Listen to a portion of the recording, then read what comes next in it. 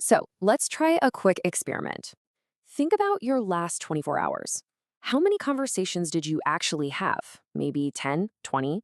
Okay, now, how many of them left you feeling genuinely energized? In this explainer, we're going to dig into the art of turning those everyday chats into moments of real connection and empowerment. You know that feeling, don't you? Where you walk away from talking to someone and you just feel kind of hollow. Like you were moving your mouth, words were coming out, but nobody was actually listening. It's this super common frustration, right? That feeling of being totally unheard. Let's figure out why that keeps happening. Okay, this right here is the heart of the issue. Are we talking at each other or are we connecting with each other? When you're talking at someone, it's just a transaction. You're basically just waiting for them to take a breath so you can jump in, and honestly, it's completely draining. But connecting with someone, well, that's transformational. You're actually trying to get what their world is like, and that creates this amazing energy for everyone. That's what we're aiming for. So, how do we make that jump, from transactional to truly transformational? It all kicks off with giving someone one of the most powerful gifts you can possibly offer, the simple feeling of being heard. This isn't about what you're saying, it's about making them feel seen. This quote just nails it. We think conversations are about swapping facts or, winning an argument, but the real goal, it's connection. When someone feels like you actually know them and understand them, the whole vibe just shifts. That's where the magic is. And here's the secret. Getting there isn't about learning some clever script. It's about a massive, fundamental shift in your perspective. You have to literally take the spotlight off of yourself, what you think, what you feel, and point it directly at them. What's important in their world right now? Making that shift happen takes a very specific skill. And it starts with realizing that there are two totally different ways to listen. And most of us use one way more than the other. So first up is me-centered listening. This is pretty much our factory default setting. And look, it's not a bad thing. We need it to, learn things or follow directions. The problem is we filter everything through this lens of how does this affect me? It's totally natural, but it's also the number one reason our conversations can feel so empty. Oh, this is such a classic trap, isn't it? Your friend shares something really vulnerable and that me-centered instinct just kicks in. We immediately try to relate it back to ourselves. Oh yeah, my dad went through that. Even when we mean well, we've just hijacked the conversation. We've turned their story into our story. But there is a much more powerful alternative. It's a choice we can make, and it's called other-centered listening. This is where you intentionally quiet your own thoughts and tune in completely to what's important to them. You're trying to literally imagine what it's like to be them in that moment.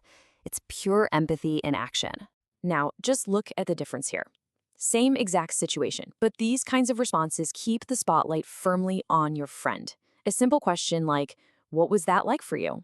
That's an invitation. It says, "Your experience is what matters right now." It is unbelievably powerful. So, how do you even know when to make that switch? Well, the secret is to listen for what the source material calls bubbles.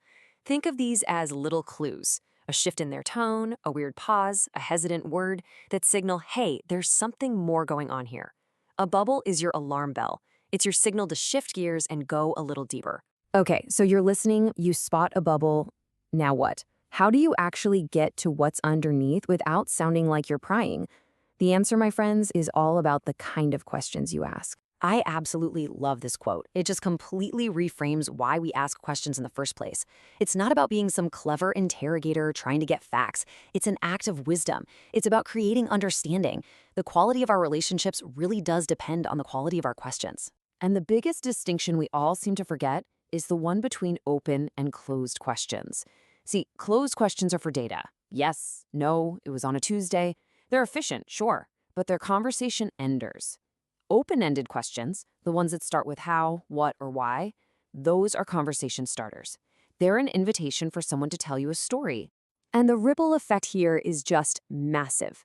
When you start asking genuine, open-ended questions, you're doing so much more than just getting information. You're showing respect, and that builds trust. You're inviting people to think more deeply, and that's how you uncover insights nobody saw coming. You're literally building a space where real, open communication can actually happen. Here's a super simple, practical guide you can start using like today. Just think of these as 3 magic words. Use how when you want to understand how something works. use what to get them to describe something, and use why to really get at their reasoning. Just leaning on these three starters will radically change the depth of your conversations. Okay, theory time is over. We've got the concept. Listen for bubbles, ask open questions. Now let's get super practical.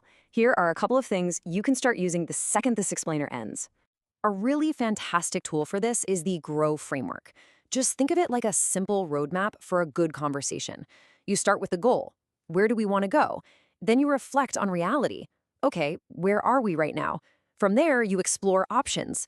What are all the possible ways to get there? And you always end with what now? What's the very next step we're going to take? In a work setting, this stuff is a total game changer. I mean, can you imagine the trust you'd build just by asking someone, what support do you need for me to succeed?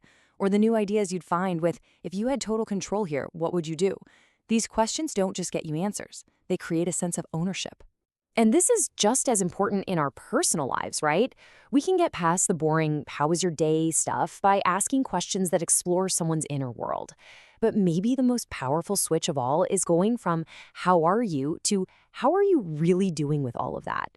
That second question, it actually makes space for the truth. So after all these frameworks, all the techniques, and different types of questions, it really all boils down to one incredibly simple, incredibly powerful idea. This is it. This is the whole thing in a nutshell. Listen more than you talk, and ask more than you tell. If you can make that your personal mantra in every conversation, I promise you, you will fundamentally change the quality of every single relationship you have. So here's the challenge I want to leave you with today. Just think of one person, at work, at home, anywhere.